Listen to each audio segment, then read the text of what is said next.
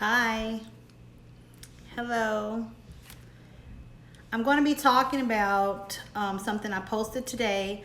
I'm going to be talking about why I don't participate in doing binder spells and stuff like that. Thank you for joining me. I appreciate you. And I'm not telling this story for my own benefit as much as I am telling this story for other people who often parade through my inbox in search of low vibrational energy. They are often looking for help to bring a lover back, or they're looking to bind somebody, and I want to explain also what that means and the possible repercussions for it. And I'm going to share with you a story about why I don't. So thank you for joining me. Thank you. Okay. So, of course, with, there's a lot of negative connotations that come with the name Voodoo, or with the title in my name of the Voodoo Love Goddess. People will automatically assume that I do love spells or binder work, that sort of root work. And so my journey has been extremely extravagant, and I've had highs and lows. The healing process is not just upward, it's not just love and light, it's not just positive vibes and yada yada yada, right? It's been some lows, and then I think that the struggle, what people don't understand, is that the part of this, the struggle of it, is not to keep you down or to keep you having to prove something necessarily to yourself, as much as it is just bettering yourself, for your journey, and just so that you have a life conducive to abundance, and that you can manifest the things that you want, and not necessarily manifest the things that you want so much as manifesting the things that you need in order to have a successful, happy life. Because a lot of people think that they'll get this particular life when they die, but you make your life right here. You decide whether you live in heaven or hell as you choose what to do, or the decisions you make in this lifetime. So you're either living in hell or you're living in heaven right now. And welcome, thank you for joining me. And so with those decisions that that you make and you choose, people think this is like the only life that you have to acquire something. But this is all a step. This whole experience is a step into the next level for your soul. This is just the human experience. And what about your spiritual life? What about your life when your soul transcends this place? Then what? What have you set up for yourself for it to be better than the last, or for your children? The karma you create. That's why we have generational curses, right? It's because we're reaping the karma from our ancestors. Whether it was good or bad, because karma is not just bad. I mean, it's used as a bad word, but it's not necessarily all bad. It's the cause and effect of things, and you get out what you put in, and your children will suffer, as they are an extension of who you are. We are our ancestors, right? We have everything, every experience, every person that has existed prior to us. They make us who we are. And so with that comes a lot of trauma that we have to heal from, and things of how we do things in this lifetime is often a reciprocation for how they did theirs. So then we have to unlearn some things in order to make it better, to get better, right? And to be better for the legacy, our legacies after us, right? And it just trickles down, right? That's how we come into these generational curses and etc., etc. So the thing about doing love spells, yada yada yada, and binders, is that you take away, when you do a binder on somebody, you're committing that person without their approval. You're committing them without their commitment.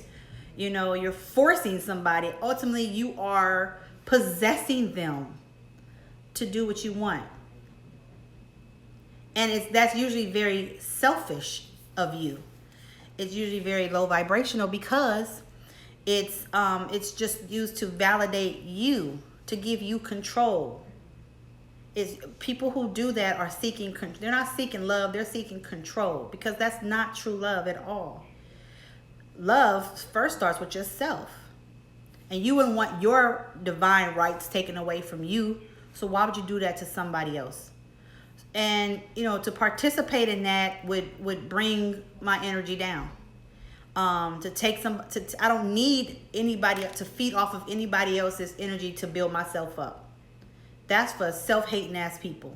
That's for miserable ass people who live in hell because they can't find love within themselves enough to, you know, allow others the freedom to express themselves, or whether, you know, whether they want to be in a relationship with them or not. I just want you to be with my misery. It's like misery requires company, you know. They want you to be with them so bad because they don't know how to be with themselves, or because they don't even like themselves. That's facts. So, it's very wicked. You know, it's selfish. And it's low vibrational. It comes from a place of desperation. It comes from a place of deceit and unhealthy love. No self-love. It comes from... It does not come from love. If any, it just doesn't come from a higher source of love. It doesn't come from the heart. It comes from insecurities. It comes from needing validation from somebody else to be, or to exist, or to feel some kind of way based on somebody else's, you know, affection for them. That's very, very sad.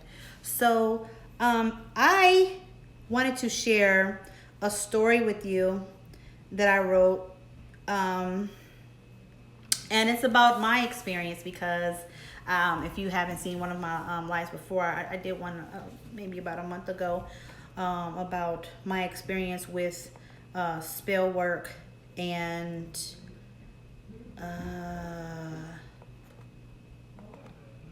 actually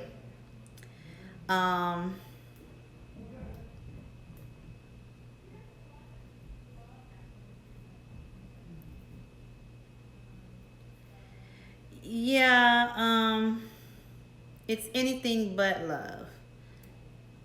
Yeah, you can do the spells you can do for love. You do them on yourself, so that you're healing yourself and that you're more appealing.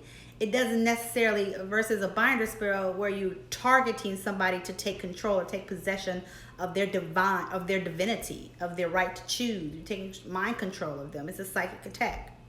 And love spells are just something you can do to make yourself more romantically attractive, and those who will be attracted to it will, and those who won't. You know, it's kind of like, but it's on you. You do what you do to you, not to force somebody else to. So anyway, I wrote this thing. I called it The Sour Roots of Love, my firsthand experience with a love possession.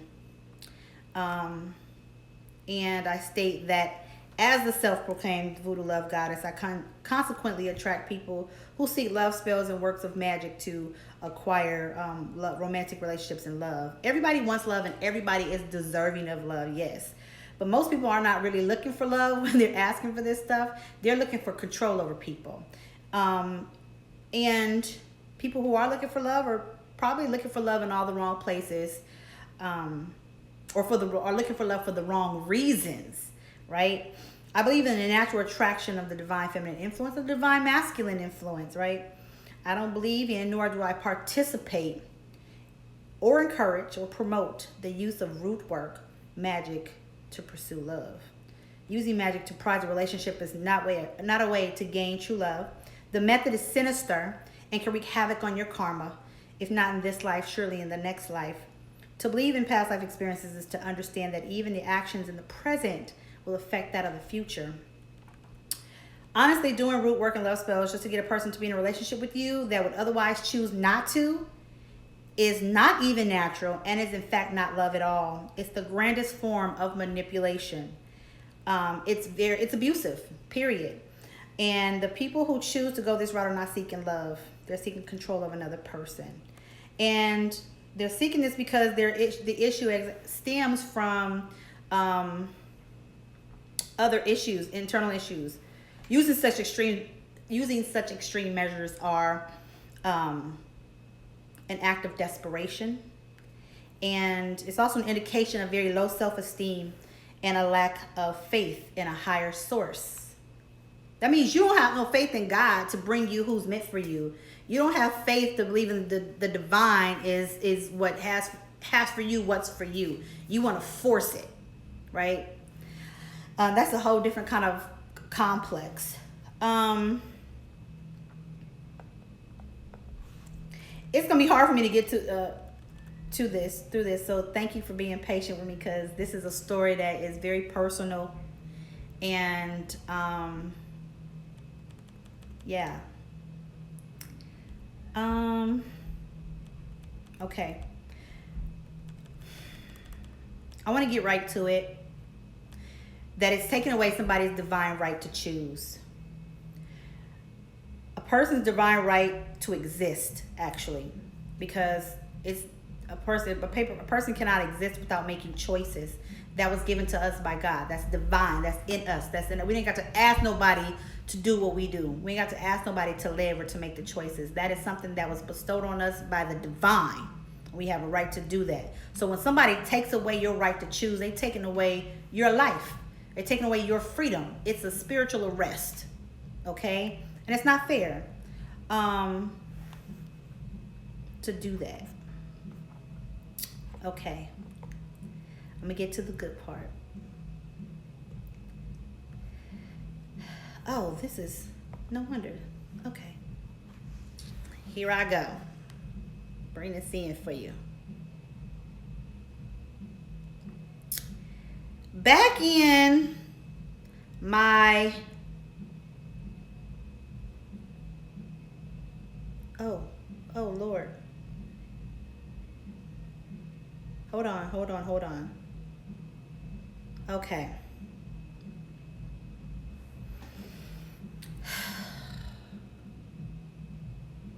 For the unfortunate target or recipient, it's an awful experience to have this done to you. When you are forced into a relationship by ritual work or spell binding, you become a very different person. You're likely to gain weight from being emotionally distressed, and you lose control of your personal power and your wellness. I would describe it as being confined to a straitjacket, except the constraints are on your mind, on your mouth, and it prohibits you from expressing yourself. You cannot think straight or make decisions. I know this because it happened to me. Yes, there was a guy who actually, did a binder on me, right? I'm gonna tell you about it.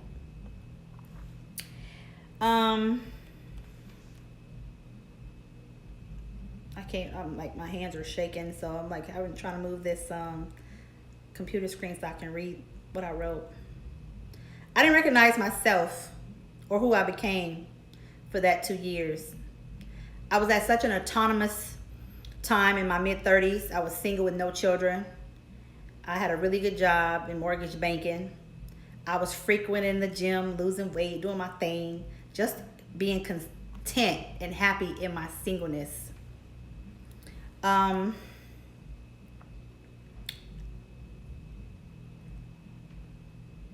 met this loser at a backyard boogie in Compton, and it was like a Memorial Day cookout that was being hosted by a mutual friend. And at first sight, he was a little scary with an intimidating countenance and an aggressive demeanor. I attended the backyard boogie solo, And he also asked me to be, his partner in a spades game. He was amicable. He made amicable small talk for the duration of my stop over there, and was surprisingly friendly, but still not at all my type. The only thing I thought was attractive about him was that he was 6'3". Other than that, he had nothing to offer me. I learned in that same day he was a classic loser. 38, no car, no job, unemployed, lived with his mama. But because of his hospitality, I offered him a ride home. Since it was not out of my way. I was definitely not going out of my way. The party host, who was a mutual friend, gave me a little telepath, like, it's cool, give him a ride home, whatever. And you know how telepathy is very strong and real amongst Black people. I don't know if y'all know this. Like, we can say shit to each other and know exactly what the hell we mean and look. And the look that he gave me was like, it's cool. Don't like that nigga though. That was the look he gave me. So I gave him a ride home with the approval of my friend. I befriended him with no other intentions. And later into the friendship, he persuaded me out of a house key after doing me a favor in my apartment while I was out. Next thing I knew, he was coming over regularly and asserting himself about sleeping over unless I drove him back to his mama house. My attempt to discourage his advances only made him court me more aggressively. He eventually finessed his way into my life. After an honest conversation on my thoughts about our incompatibility and his delusions about our relationship, he invited me over to cook breakfast for me as an effort to make amends. Big mistake. To challenge his skills, I asked him to cook my favorite banana nut pancakes. And little did I know, he was skilled in the kitchen and also in Hoodoo and Rootwork. So he not only used pecan nuts in the banana nut pancakes, he also used his semen. I was completely unaware he had experience in dealing with hoodoo and witchcraft. And after that, I thought he and the little things about him became charming, despite his obvious flaws. Or did they? Reflecting on the period of the 2 years, I remember having a hard time finding the right words to express my anger and discontent when those feelings or emotions were related to the relationship. Even more disturbing, I felt an extreme inability to reconcile my thoughts to those feelings in myself. Why I was feeling how I felt. I felt ditzy. I felt like a dingbat all the time. The overall condition was like a unbeknownst inebriation that made me feel like insane. I still sometimes felt angered and ashamed at my naivety, especially remembering that he frequently made reference to the knowledge about his root work after the fact, about root work and being, having family and, women from New Orleans in his family and stuff like that. So apparently his mom had taught him this shit, or he learned it from women in his family because he was raised mostly by women. So how did I know and when did I find out? I stayed pretty annoyed at everything about this guy until the end of the relationship, I swear. On top of that, I had some pretty devastating events take place, like my brother had passed, and this person was like not supportive to be a friend. He was like not supportive, and especially to be a boyfriend. He was not at all like supportive, or and now that I think back about it, it's like, did he have something to do with that, with my brother passing, or I don't know. But I had, after like being with him, sometime I kind of lost that job, or actually it ended. It was a contract job with Wells Fargo in the mortgage banking department division, and then I started working for the state of California. And because my mind was so preoccupied, I just felt like, again, so ditzy or whatever. I had a really hard time concentrating, and then my brother had passed, so all that was happening at one time, and he was like nowhere near supportive, right? And when you really do need somebody to be supportive, especially if they, you're sleeping with this person, he wanted to be a house boyfriend or house husband, like wanted to cook when didn't want me in the kitchen. And I was like, okay, fine, like thinking, he's treating me or whatever, when actually this motherfucker was doing stuff to the food that I was consuming. And so that's how the binder stayed effective. So when someone is putting something in the food to keep this person kind of inebriated, really, that's how binders stay strong, right? And depending on how it's maintenance work too, though, for that person. But they ain't got shit else to do because they not working. They ain't got no job. All they got to do is eat off you and survive off you. Then, you know. So with his lying ass, he was always faking a job search and never wanted to financially contribute to my bills. I was like, this nigga got to go. That just pissed me off even more. But I didn't have a way to, I didn't really have the words to express that. You know, I was going through something. So then he tried to convince me that just his presence alone was something for me to be grateful for. Like, you got me all the way messed up. So I'm trying to get out of this relationship. Like, you know, it was a tough time trying to get out of this relationship. I was past done. I had enough. I even became slightly volatile to a degree. Now, you know, a lot of people, you know, you hear about these stories about, oh, he was such a nice guy, or she was, you know, she was so pleasant, so nice, or whatever. And then all of a sudden, their lover kills them. And most of the time, it's because 9 times out of 10, I can guarantee you that they've done some work on that person. You know, I want them to love me to death, thinking that shit is cute or it's funny, and it's because it's like, you know, popular, or people try to participate in that kind of stuff, not understanding the repercussions for their actions of getting love binders and love spells, or doing that sort of work to control and manipulate people out of their freedom. When freedom is taken for granted or trying to be arrested, people will do crazy things. You will kill a motherfucker to be free, will you not? Give me some hearts if you would kill somebody for your freedom. I'll wait. Or you just rather be arrested by somebody, you know, who wants control of you.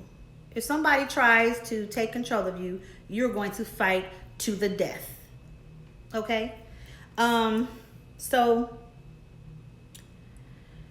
I took a leave of absence from work, and I was seeking this, you know, therapy and stuff like that. And she wasn't very much help. Psychologists don't really help with that sort of stuff. They only have these particular ideas. And to me, I feel like nobody can really help you unless they've experienced the shit. You know, like people who, you know, had this wonderful gravy life and try to tell somebody or dictate to somebody else who's been through some shit how to handle that shit. But you ain't been through it, so how you gonna tell me how to do it? That's just like me telling somebody, yo, just get off drugs. I ain't never been on drugs. How can I tell you how to get off drugs?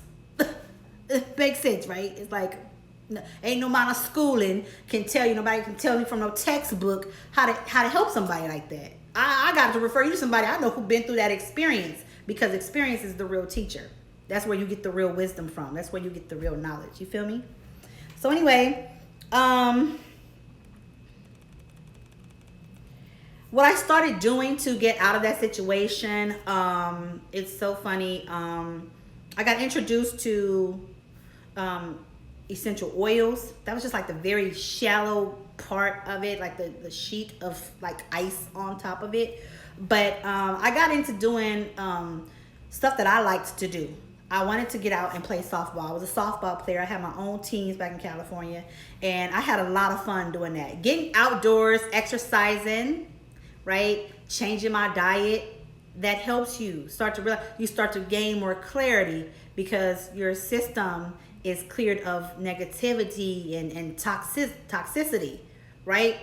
I'm not saying that's the only way, but I'm telling you my experience and what helped me to kind of get out of that situation. I was the spiritual warrior inside of me was fighting. You know, spirit was fighting fighting me within myself. So for, you know, not necessarily, it was for me to wake up. You know, I went through that experience so that I could wake up and realize what power I had and who I was. And I think that it rocks like that for everybody. Like the battle is not outside of you, right? The battle is always within you, no matter what nobody is doing to you, no matter who it is, it's always within you. Is it hard to accept accountability or responsibility for what he did to me? Absolutely. You know what I'm saying? Of course. You know, I don't want to be like, oh, it's my fault that he put a root work on me, that he did me that. I had no business eating banana nut pancakes because they're not even fucking healthy. How about that, right?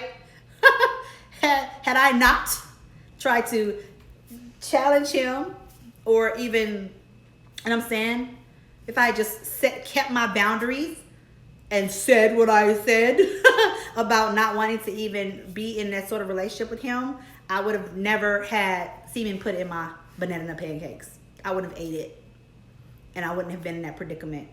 But then at the same time, I wouldn't have grown.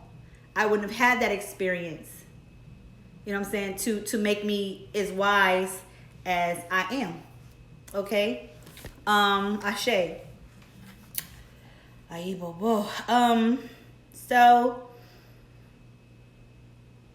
of what I can remember from the experience now and knowing the effects that it has on others who've been qualified by witch doctors, I created a list of signs and symptoms one might recognize and suspect if they suspect someone they know has been crossed with the binder, spell, or root work.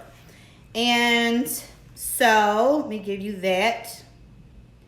What I do suggest, though, is that you seek a highly qualified or experienced root worker to confirm, to help you, somebody to give you a good reading is first, and then somebody who can, who has the power and the abilities and the knowledge to reverse that work. If somebody else did that work for that person, it might be a little harder to break, since those people are usually very seasoned and well, skilled, experienced in root work and hoodoo.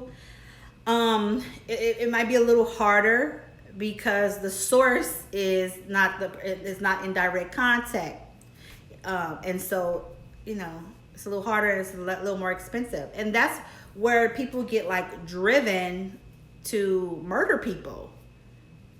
They didn't just turn out to be bad guys all of a sudden. Like, either they've been a bad motherfucker or they've been just so violated mentally, they lost balance and they snapped into killing the lover. It don't just happen. Nothing happens like that. Trust me. They had to have been sick, or their minds got fucked in that process, and it's not hard to do.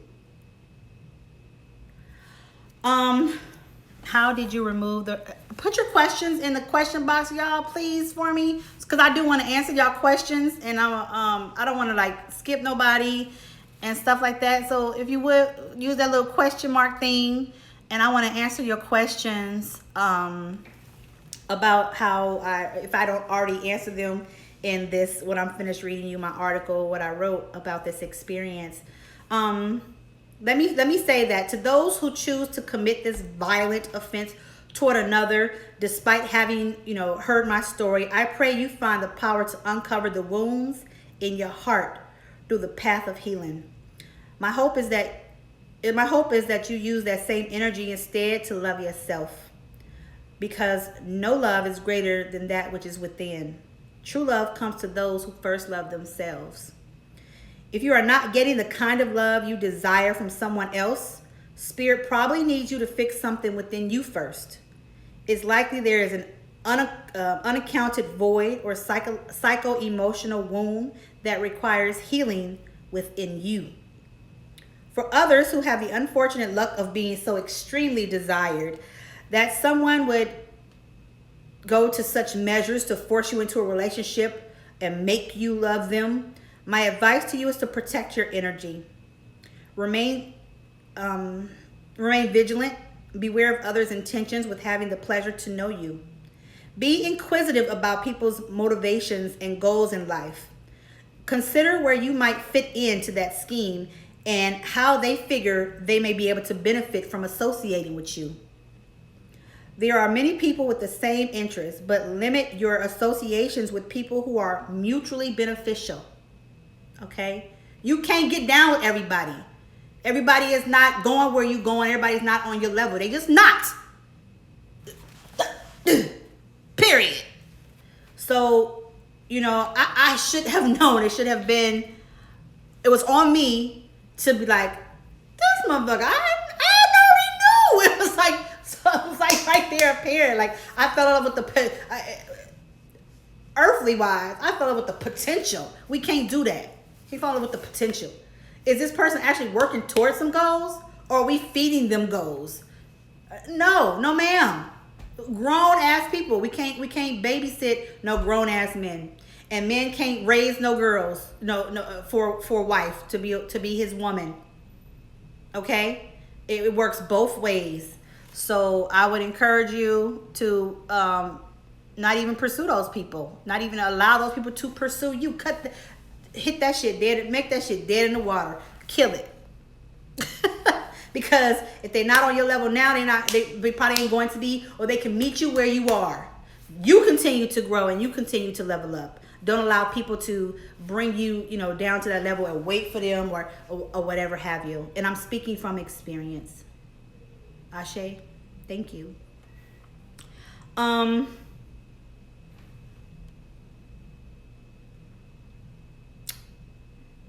Okay, so for someone to take such measures is really to force you into a relationship.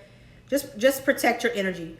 Again, you have to be protective of your energy. You have to be conscious of your spiritual diet, people. You have to be conscious of the music you listen to, the people you hang around, the people you call friends, other people, relatives or not. You have to make sure, what are they doing with their life? Where are they going? What do they want to do? Just because they're family, we feel obligated in ways to make them feel comfortable by stooping to their level to do stuff that they do without, setting a standard or relinquishing our boundaries for our self-love of where we want to go and what we want to do. If it don't fit, if it's not for you, it's not for you. Let them have it. It's okay to be cordial. I'm not saying, hold your nose up or, but when you're better than, you're better than.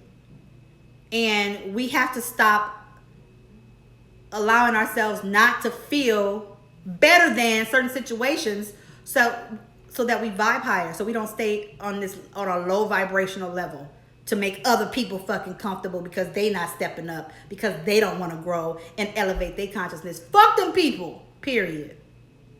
Okay? So, find out what when you meet people, why they want to know you so bad. One thing about when I lived in Atlanta, I just felt like it's just like people only want to know you because they want to see how they can benefit from you. Leeches, energy vampires. You know what I mean? Not everybody's like that. Not everybody, and not everybody in Atlanta is like that. I'm saying, but I felt that very heavily there. And, you have to be careful with whom you come into association. Even there's energy portals where you live. You know what I'm saying? Atlanta's a different kind of place, and I'll explain those at a later time. I'm going to refocus on this story because I don't want to stray away because I could go on for hours about that. But yeah, so that energy, it rocks different ways, and people, you just have to be aware of your surrounding, not just your surroundings, but who you keep in your company, what they want to know you for, what can you benefit them is what they after.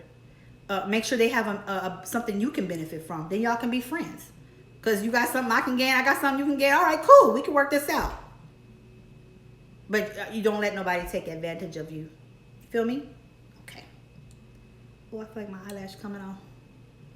Hold my mule. All right. Energy vampires are always on the lurk for what they can kill, steal, and destroy. Your work is legit. And association to you is valuable, friend. Each and every one of y'all. It's valuable for various reasons. Even when you don't think so or when you don't know your value. Okay? Hold mute. If you're uncertain or don't feel discerning enough to see, I would suggest you see a professional intuitive who can give you a good reading that can provide you insight and energy about the situations around you. That's what readings do. They tell you about what's going on around you, even when it's things like, oh, I kind of thought that in the back of my mind. It's confirmational. It's like, pay attention. Spirit be like, Hello, we need to fix this. And know that when you get a reading too, that those cards are not set in stone. It's just what they see and where is it possibly going. So if it hasn't manifested yet, you can change that part of your destiny because you have the divine right to choose. And when you know better, you do better. You can make better choices. You know, I say that a lot in my readings. So those who've had readings, you know, with me on here can testify. I say that all the time. When you know better, you can do better. I mean, that's a common, you know, quote, a cliche, but it's really shit. So that's what readings do for you. I'm getting to it. If you suffer from a combination of any of these signs, and hi y'all, I'm sorry, of these signs or symptoms, you may have been folded into a love spell or binding spell. You become socially distant from your family or close friends or people who you already associate with, or they try to keep you to themselves. And it's like a narcissist as well. They try to make you believe, or abuser, they try to make you believe that they're the only ones that care about you. That sort of behavior. You have strong desires for only the company of that person. You only want to be around them. You don't know why. You can't explain it. You're just in such bliss and love and shit, right? You may feel, or people characterize some of the behaviors as, you feel, or people characterize some of the behaviors as pessimistic, depressed, hostile, easily agitated. You gotta walk on eggshells and stuff like that. You change. Things start to change. It's very much like an abusive relationship. They may only eat from the lover's pot. Only what they cook. Okay? That's pretty much the majority of your meals is prepared by this person. You lack focus and concentration. That's another. I hope y'all taking notes because you're going to go back and watch this from the beginning or something. You can't express your thoughts clearly. You might mumble or ramble. People who mumble, you're like, what the fuck are you talking about? They just, be talking and they just seem like out of space. Those people are usually because of the spell work being done to them. That was actually witnessed.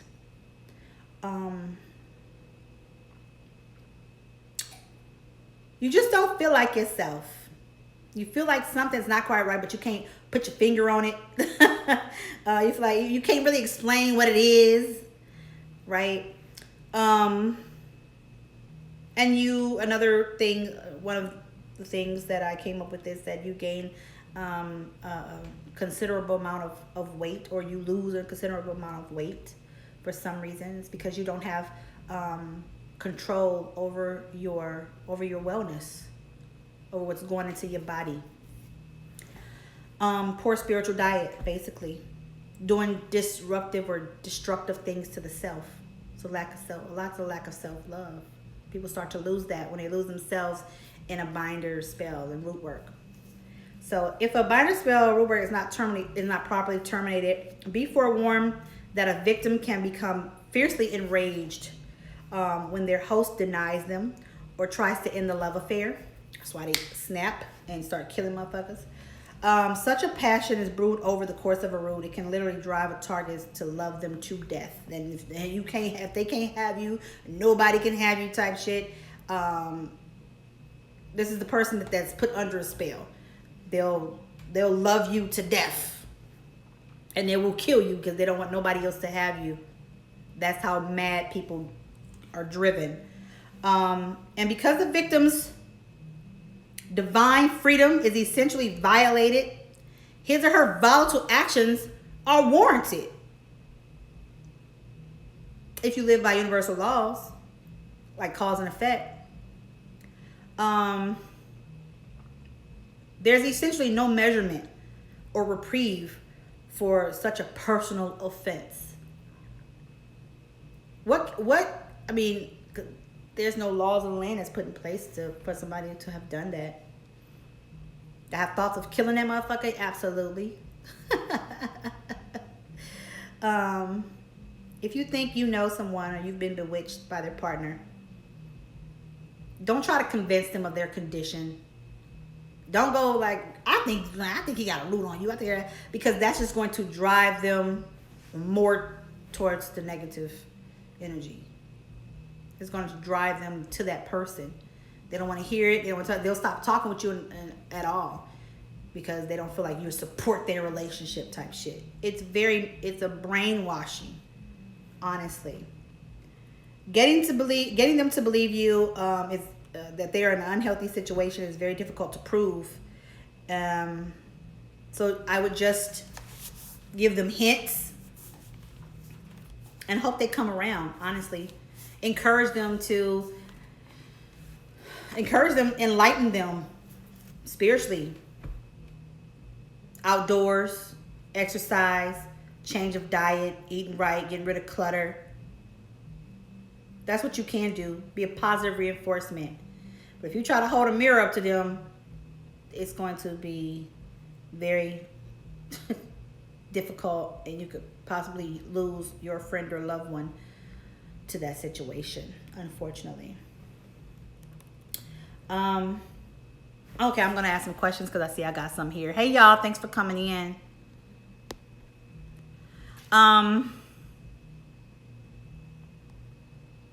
What? Okay.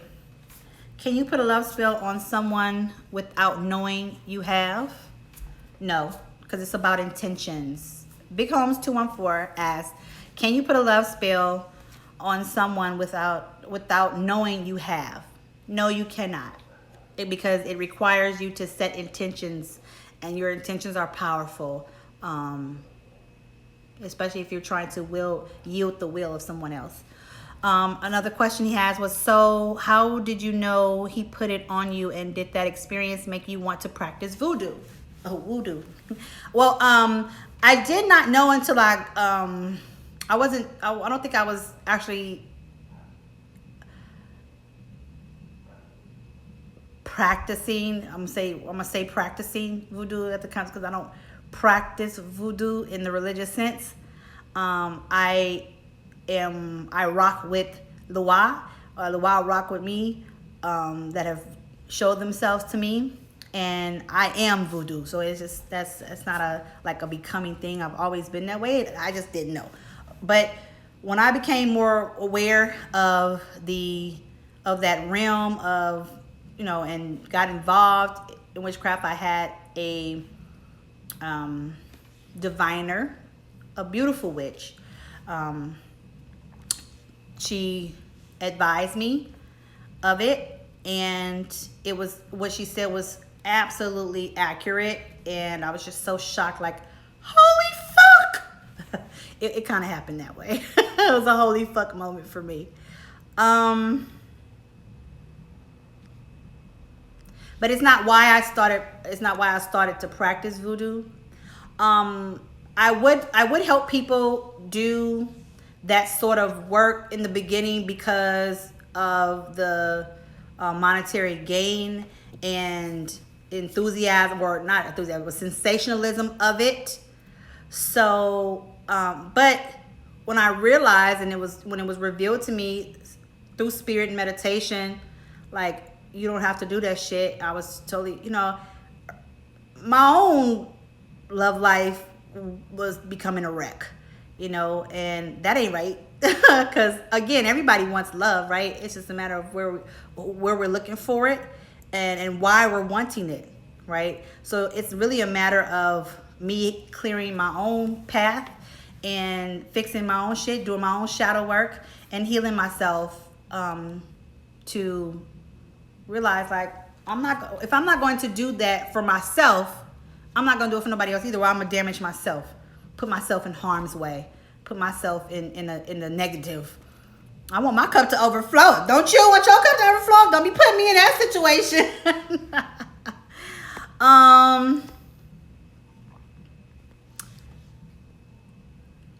How can I find, or Naomi asks, how can I find a true root worker? It's hard to trust people. that it is. I definitely would not advise you to engage with people who flood your inbox and you don't know them. When the time is right, that person will appear. When the time is right, find a healer. The healer will appear to you. The teacher will appear to you when you're ready for the healing part of it. And that person should have a connection or know somebody who is their senior or something elder who may be able to help you. So I would say that that's how you find somebody you trust. Okay. I hope that helps answer your question. Do you do readings? Oh, you haven't been with me at all. Yes, and in my bio it says that I am a reader. I do readings. Click the link in the bio and you can find several different types of readings and services that I provide to you, because I'm also a medium. I do love readings and stuff like that, and I do general readings to help you. So thank you so much. That's all the questions I have for this session. So I thank you so much. Well, thank you very much, darling heart. Oh, thank you guys so much for those compliments. Go ahead, put them on Google if you can. I'll, shoot you a little discount ticket, or, for it. What do you call it? A discount code. Thank you so much. I did go into how to break the attachments. It's really a matter of your spiritual diet and changing those habits, really, because you're open for a lot of toxicity and negativity when you aren't on a path to enlightenment. And it helps. So if you know somebody who has been, had that root work put on them or whatever, just keep being a light. Just try to, influence them or empower them to light and stuff like that. And then eventually they'll come to it. It's not completely like,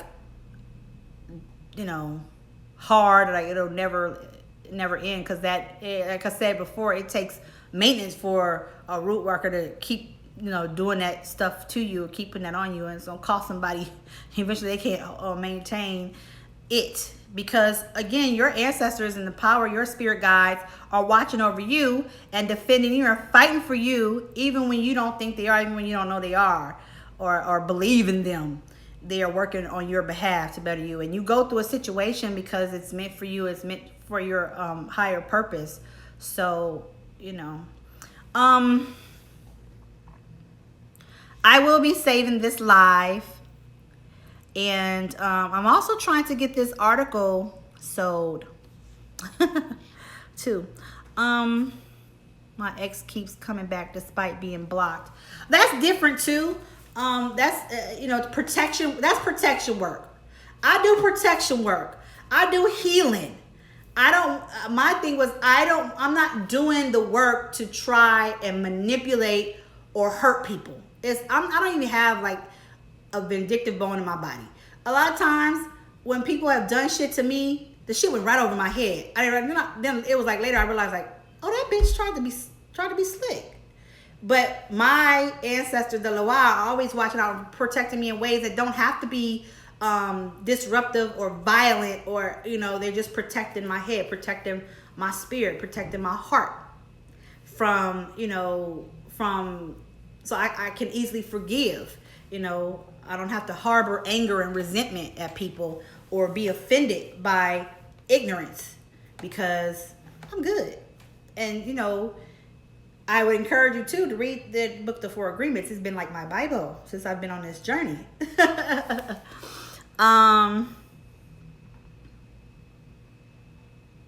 So I wonder if he did something but claimed he never believed it. Oh, it's possible.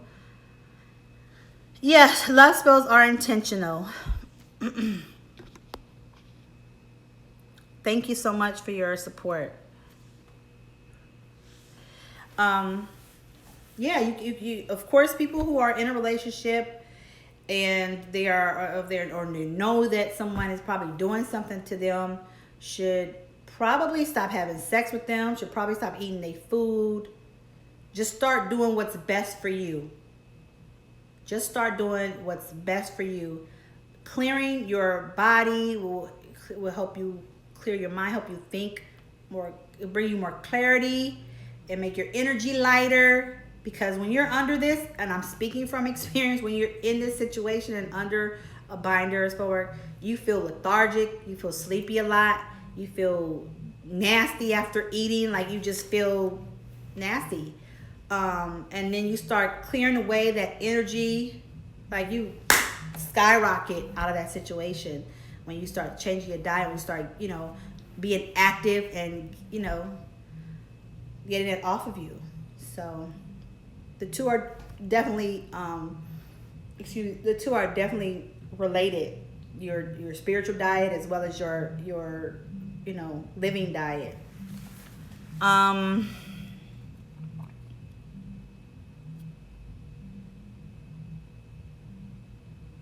Girl, if he's that influential, let her have him. That's what I would say. And you don't want necessarily like to force anybody to come back, because you're interrupting God's work. You're interrupting the work of the Spirit. God, Spirit, universe, divine ancestors, Loa, Orisha, whatever you want to call it, right? You're interrupting their work, because everybody has their own path to tend to, and worry about your own. You can't really worry about anybody, like especially like a lover who has strayed away. That's for them to get the experience. That's what's going to happen to them. That's meant for them. It's like, sorry, all you can do is just keep being a positive reinforcement, but you keep doing you and take care of you, make you the priority. And if and when they should come back around, great. You probably would have moved on. You may have moved on to other bigger and better things, right? An elevated experience, a new consciousness, a new life. You could win a lottery and be like, that's just so sad. And just have a brand new life, without that person, because it wasn't meant for them to be with you during that time. So don't worry about bringing anybody back into your life. Just stay focused on you. Ashe.